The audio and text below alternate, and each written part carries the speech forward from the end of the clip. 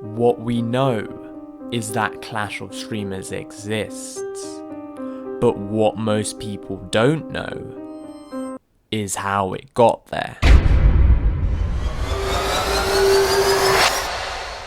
This is a story of drama with accusations of cult leadership and scamming. We have had someone come out and talk about psychological abuse in relation to yourself. Well, that person clearly even came here earlier telling you she doesn't want you to talk about these things, and you're still doing it. It seems you don't really care about how she feels, does it, Chris?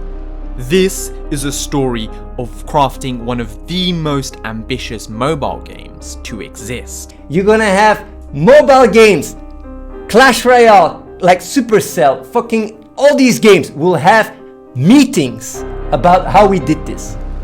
I want to bet money that's gonna happen. This is a story of a game made by over 300 people who were paid in nothing but lentils. This is the story of Clash of Streamers.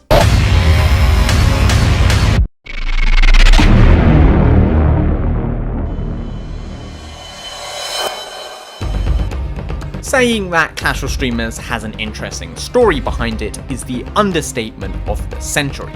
I'm about to show you how there's a whole nother dimension behind Clash of Streamers that you had no idea existed. In order to understand Clash of Streamers' story, we need to start with the creator, Athene.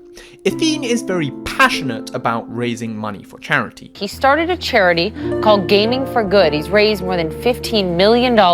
He works very closely with Save the Children. He wanted to raise even more, and so he invented Clash of Streamers.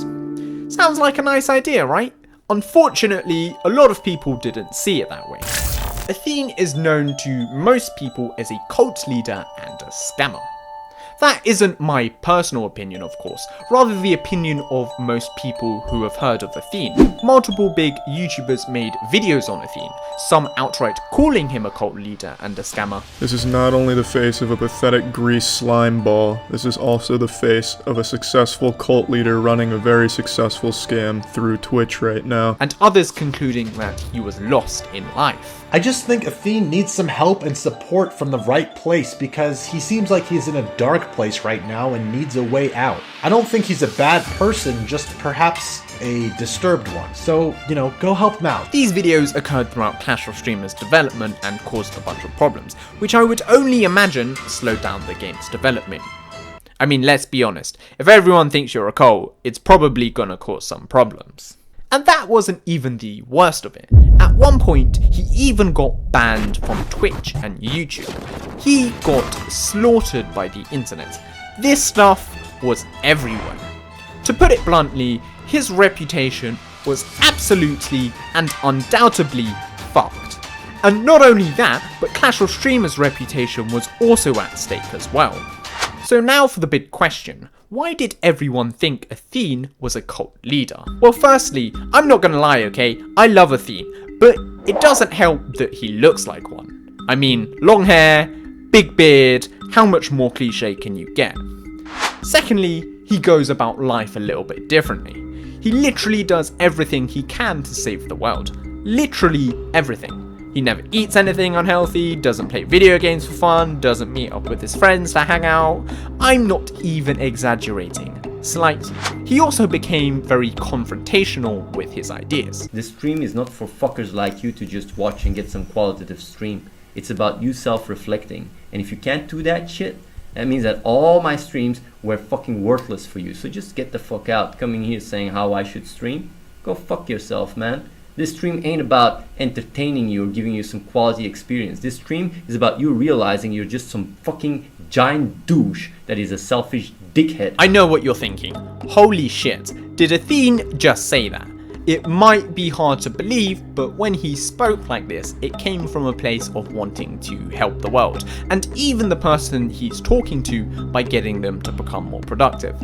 But as you can imagine, this was received very negatively by people, and it's not hard to see why he was called a cult leader. Not only that, but every guy in his team is also expected to follow this lifestyle. Now you have a bunch of people living their life in an unpopular way, and what looks like a crazy leader preaching his ideas. Congratulations, you're now officially deemed a cult by the rest of the world. So if that's why he was called a cult leader, then why was he called a scammer? This starts in his early days when he was promoting his cryptocurrencies, Purpose and Doobie, on Twitch. I guess it sounded a little bit too suspicious to people. Due to the fact that he said insane shit and is also trying to basically scam people, there has been some backlash from the community. Athene then decided to embrace these allegations as a joke, so he literally called his own cryptocurrency a scam. I think, I've been scamming a lot. And I would love people, once I die, to take a dump on my grave. But, as you may imagine, this backfired. Now, even more people thought it was a scam, and not only that, but big YouTubers started making videos about it too. And this dynamic duo of expressed dog anal glands has come together to create this Ponzi scheme. And they're very open and very proud about scamming the dumb people that follow them. They even blatantly say, "We are scamming you," in some of their titles, like this one. I'm not even exaggerating when I say he must have been one of the most hated people on the internet. But he also was one of the most misunderstood people on the internet too. He was neither a cult leader nor a scammer, but any voices that tried to speak up were quickly silenced by the overwhelming majority of people who thought otherwise. Before I move on to discussing Athene's team, I'd like to mention that today's video is brought to you by our sponsor, AIDS Shadow Legends. Just kidding. No one sponsors a channel that has 22 subscribers. Here's a message from Kirsten instead. Hello, I am Kirsten. Don't forget to subscribe to Jedi Aaron for more epic Clash of Streamers content. I heard that it grants you with extra RNG. Thanks, Kirsten. So, who exactly is Athene's team? Well, to be honest, you're not gonna believe me if I tell you, but they were recruited from Twitch. A bunch of people literally came from all over the world to work with Athene and make Clash of Streamers. What's even more crazy is that no one was paid a single penny. Literally, not one single penny. Their food was paid for, of course, which consisted of a balanced diet, but they were notorious for their lentils. Their accommodation was also paid for, which leads me to the best bit.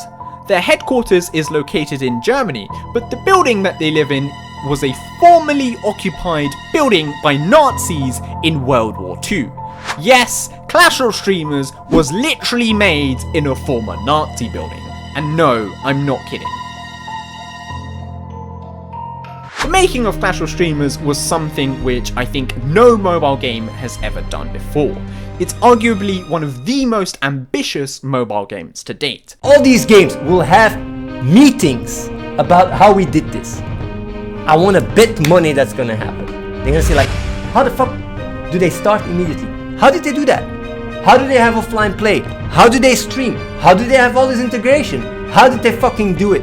How do they have, even when it comes down to all the sales, right? And the way the purchases work with smart buy and everything, they would just not understand how we did it. We had to do crazy shit to get this, by the way. We had to do crazy shit because it's not possible. So Tencent will approach us because the game will blow up and make billions. They will want a piece of it in China. And yes, that was billions with a B. What's even more crazy is that it could even be true. Athene decided to make a casual mobile game because they make the most money out of any other category in the entire video game industry.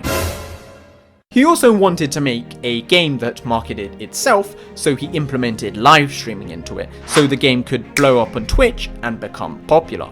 He also knew, however, that in order for the game to blow up in Twitch, it had to be good.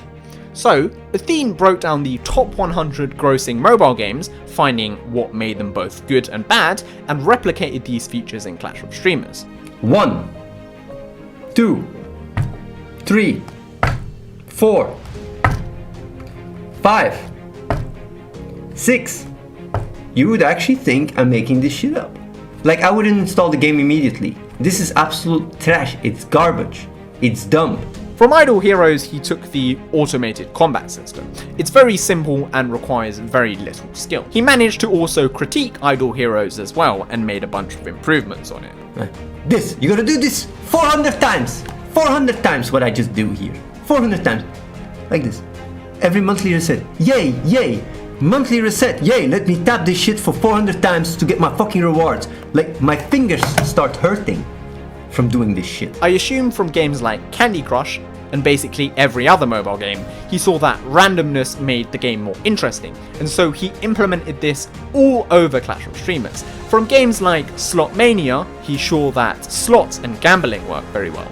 So this led to him adding various casino games and slot machines in Clash of Streamers. He knows that everyone likes money, so he gave people the ability to make real money from his game via the blockchain building. So yeah, Clash of Streamers has been very well thought through. By the time most people watch this video, the game would have already been launched. But with the game being live, it raises some very important questions. Will Clash of Streamers be the billionaire success that Athene makes it out to be? Not only that, but will he be able to overcome his reputation as a cult leader and a scammer? To be honest, I think the game will make billions over the next 3 to 4 years, and I don't even feel like that's that big of a statement.